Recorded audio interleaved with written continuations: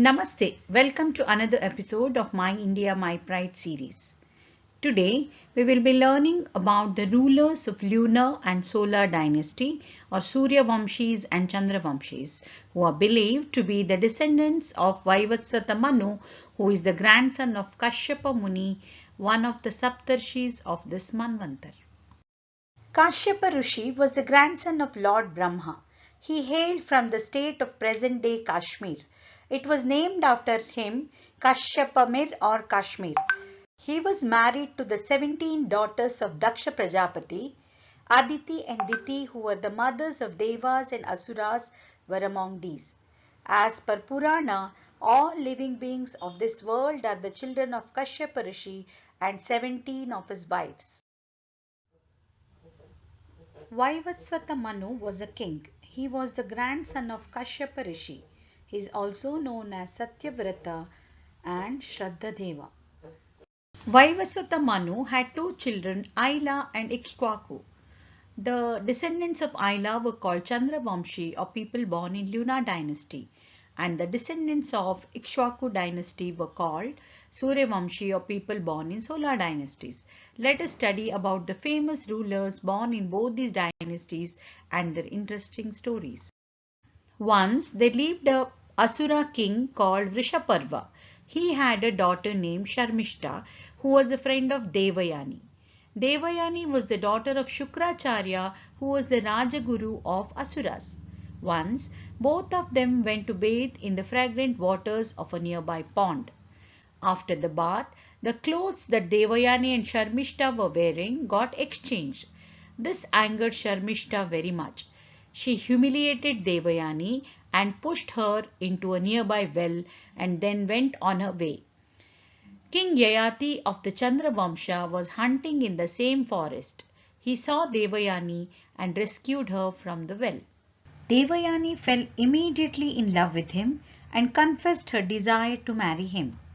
Yayati admired her beauty very much, but he was doubtful as to her father Shukracharya's consent for the marriage, since he was a Kshatriya and she was the daughter of a Brahmin priest. So he told her, "I will not wed you without the consent of your father. I am afraid that your father will not permit this marriage." He then escorted her to the hermitage and returned to his kingdom. Devayani met her father and narrated the story to her father about Sharmishta insulting her and pushing her into the well. Shukracharya was the Rajaguru of Sharmishta's father. He went to his palace and told him since he and his daughter were ill-treated by the princess, he would leave the palace and no longer stay in king's court. The king was upset. He started begging his guru to stay back. Shukracharya agreed to stay back if the king can fulfill Devayani's wishes. The king agreed and asked Devayani what she wanted. Devayani told him she wanted Sharmishta to become her maid. The king ordered his daughter to go and serve Devayani as a maid. Sharmishta agreed and left all her royalty and went and stayed with Devayani as her maid. Sharmishta serves Devayani as her maid for a long time. Once, both of them along with their other maids visited the forest and they meet Yayati. Devayani again requests him to marry her. When he says he can only marry her if her father agrees, Devayani sends her maid to call her father. Shukracharya agreed to their marriage on one condition.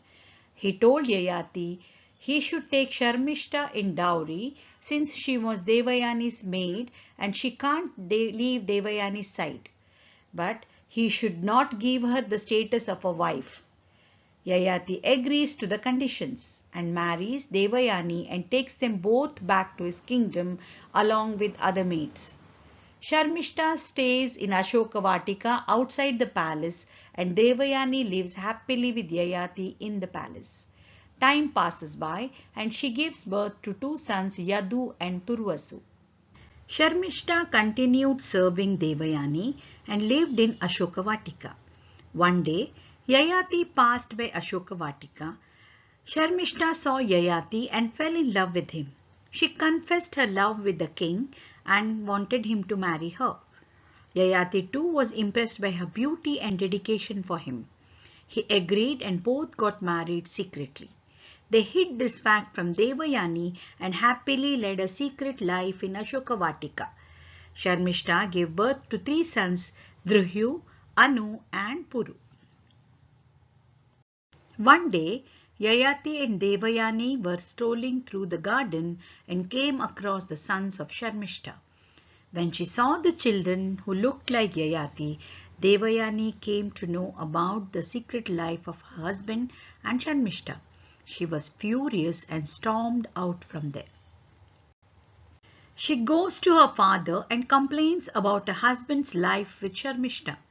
Shukracharya gets very angry and curses Yayati with old age for giving pain to his daughter and insulting her by marrying Sharmishta in spite of his warning. Yayati immediately turns old. Desperate, Yayati begs him for forgiveness.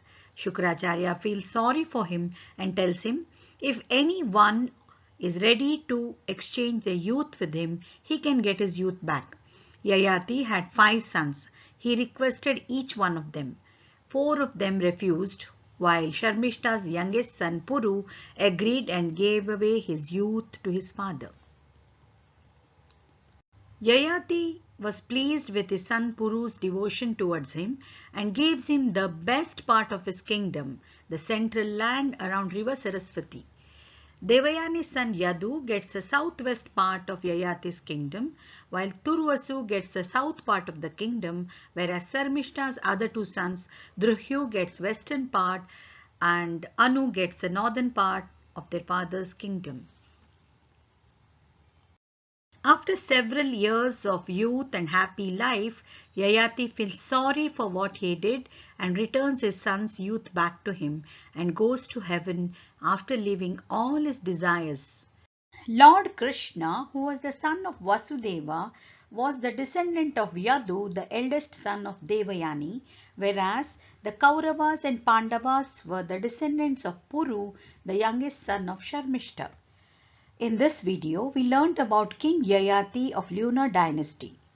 In our next video, let us learn about descendants of Yayati called Dushyanta, his wife Shakuntala and their son Bharata, due to whom our country got its name. Thank you for watching, children. We have used the materials and pictures from various sites to create this video. We give credit to the creators and sincerely thank the sources of all the pictures and materials used here.